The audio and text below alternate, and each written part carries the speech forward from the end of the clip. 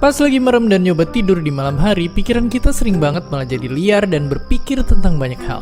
Tiba-tiba segala pertanyaan muncul di kepala kita. Kayak, kenapa kita ngerasa sepi kalau sendirian? Atau sedih ngeliat kucing terluka di jalanan? Atau heran kenapa kita bisa punya kebiasaan aneh, bahkan ketakutan yang gak beralasan? Jawaban dari pertanyaan-pertanyaan itu emang masih membingungkan. Tapi ternyata ada sebuah ilmu yang mengungkap semua teka-teki ini. Ilmu yang berusaha mencari tahu cara kita berperilaku dan cara kita berpikir. Sebuah bidang ilmu yang penuh dengan tanda tanya bernama psikologi.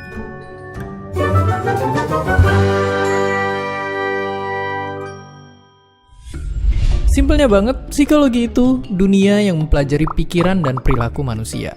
Kalau dibayangin, psikologi itu kayak detektif yang nyari harta karun rahasia tentang segala jawaban perilaku manusia.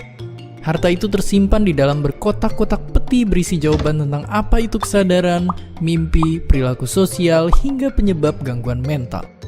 Tapi nggak kayak harta karun biasanya, harta karun ini tersembunyi lokasinya. Dia ada di dalam diri kita, tepatnya di otak manusia. Jadi ilmuwan butuh cara khusus untuk bisa masuk ke dalam sana. Cara-cara yang dipakai ilmuwan itu bisa dari ngamatin perilaku dari subjek yang mau diteliti, atau dengan ngelakuin eksperimen di dalam laboratorium. Itu semua demi mencari jawaban yang paling mendekati harta karun kita tadi. Sayangnya dari beragam cara itu belum ada yang bisa ngebuka jelas isi peti-peti itu. Karena otak manusia yang benar-benar rumit dan super bikin pusing, bahkan banyak ilmuwan yang udah sepakat kalau otak manusia adalah objek yang paling misterius di alam semesta ini. Ya, ngalahin black hole dan galaksi berukuran raksasa. Tapi tentu semakin misterius dunia ini, semakin membuat kita dan para ilmuwan di luar sana tertantang untuk menjelajah otak kita yang misterius itu. Dan dari menemukan harta karun ini, kita bisa mengetahui banyak hal yang ngebantu kita untuk lebih kenal dengan diri sendiri, ngebantu ngenalin apa yang kita rasakan. Kalau udah gitu, kita bisa paham apa kelebihan dan kekurangan diri, serta tahu kapan pikiran kita lagi nggak sehat dan butuh diobati. Dengan psikologi, kita juga bisa tahu gimana cara masyarakat bekerja dan akhirnya bisa nempatin diri kita di antara mereka. Dari cerita singkat itu, kita jadi tahu kalau psikologi sangat menantang untuk kita jelajahi. Sekarang, ayo mulai ngegali lebih jauh ke tempat harta karun rahasia yang berada di dalam kepala kita. Untuk menemukannya, kita perlu peta menuju ke sana. Dan inilah kisahnya. Ketertarikan tentang pikiran dan perilaku manusia sebenarnya udah datang dari zaman Yunani kuno. Zamannya Plato dan Aristoteles. Mereka mikirin pertanyaan-pertanyaan awal psikologi sebagai bagian dari filsafat. Tapi dulu itu mereka masih belum bisa ngerti tentang pikiran dan kesadaran. Bahkan dulu mereka ngira kalau kesadaran itu datangnya dari hati. Ribuan tahun tanpa pengamatan yang lebih dalam, petualangan mencari harta karun ilmu psikologi baru benar-benar dimulai pada abad 19. Psikologi dipisahkan dari filsafat dan punya metode ilmiah sendiri. Ilmuwan bernama Wilhelm Wundt nanyain orang satu persatu untuk nyari tahu apakah sebenarnya kesadaran manusia ada polanya. Namun cara ini kurang tepat karena setiap orang punya respon yang berbeda. Itulah kenapa kemudian banyak ilmuwan psikologi nyoba cara-cara lain yang bisa lebih saintifik. Dari Eropa sampai Amerika, berbagai pendekatan psikologi berkembang sampai sangat terkenal. Zaman sekarang ilmuwan semakin penasaran untuk nyari tahu jawaban dari peristiwa psikologi dari beragam sisi, biar benar-benar tahu jawaban yang pasti. Dan mereka udah nemuin 3 tingkatan penjelasan yang bisa bantu kita paham. Di level pertama, level paling rendah, psikologi nyoba jelasin suatu perilaku dengan ngeliat pengaruh hormon-hormon dan sel-sel yang ada di otak kita. Nah, bidang inilah yang ditelusuri lebih lanjut sama biopsikologi dan neuroscience buat ngehasilin obat yang bisa bantuin mereka yang punya gangguan mental. Naik level menengah, psikologi nyoba ngamatin suatu perilaku dari jarak yang lebih jauh. Bukan lagi di dalam tubuh kita, tapi ngeliat diri kita sendiri. Gimana karakter dan perilaku kita sehari-hari ngebentuk sifat kita dalam yang namanya psikologi kepribadian. Dan begitu hidup kita berjalan dan makin tambah tua, kita udah ngerasain asam garam kehidupan, tentu sifat kita juga ada yang berubah. Itulah kenapa psikologi perkembangan ada buat ngejelasin perubahan sifat seiring waktu. Kalau di jalan hidup kita pernah ada suatu kejadian yang bikin kita punya gangguan mental, kemampuan pikiran kita bisa dipelajari lewat psikologi kognitif dan coba diobatin lewat psikologi klinis dan konseling. Begitu kita masuk di level paling atas, psikologi akan memandang kita dari cakupan yang lebih luas lagi. Kita bakalan bisa ngeliat apakah kondisi psikologi seseorang sebenarnya dipengaruhi juga sama masyarakat di sekitarnya.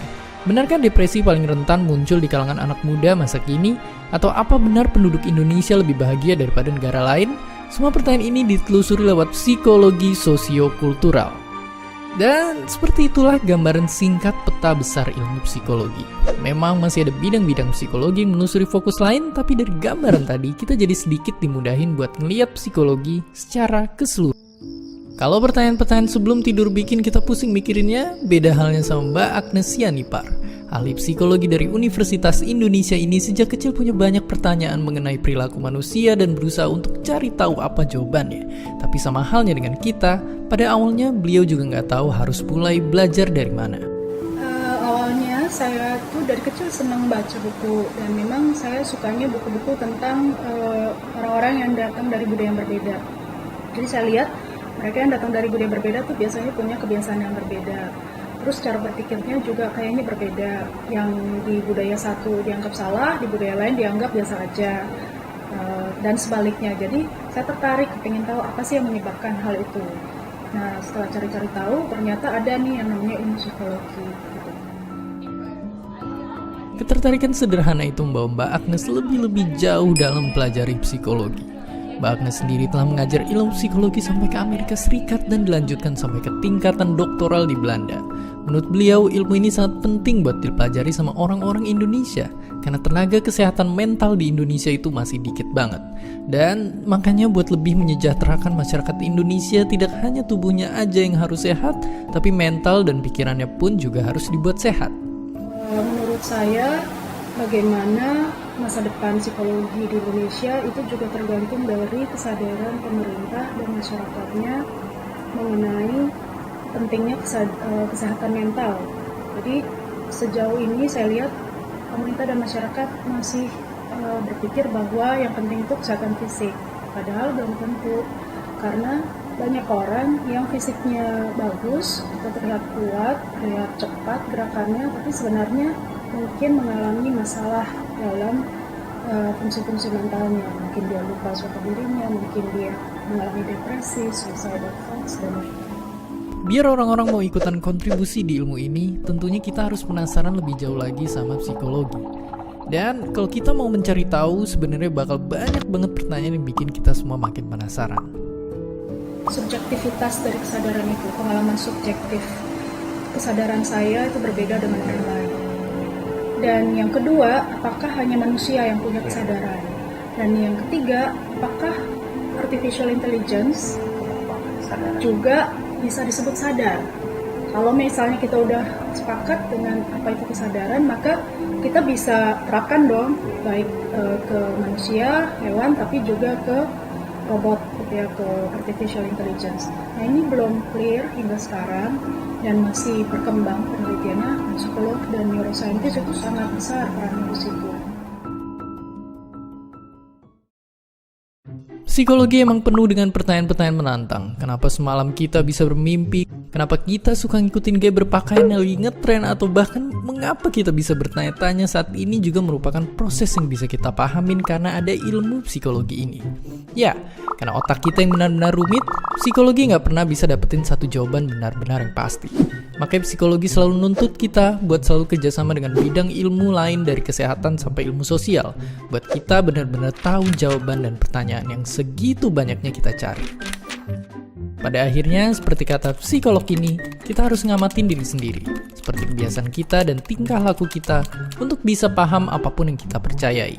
Manusia memang sangat rumit untuk dimengerti, dan disitulah letak pentingnya kita belajar psikologi.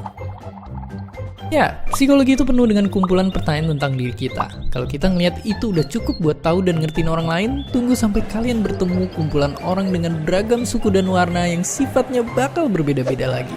Semoga kalian akan terus penasaran karena minggu depan kita akan bertemu dengan sosiologi.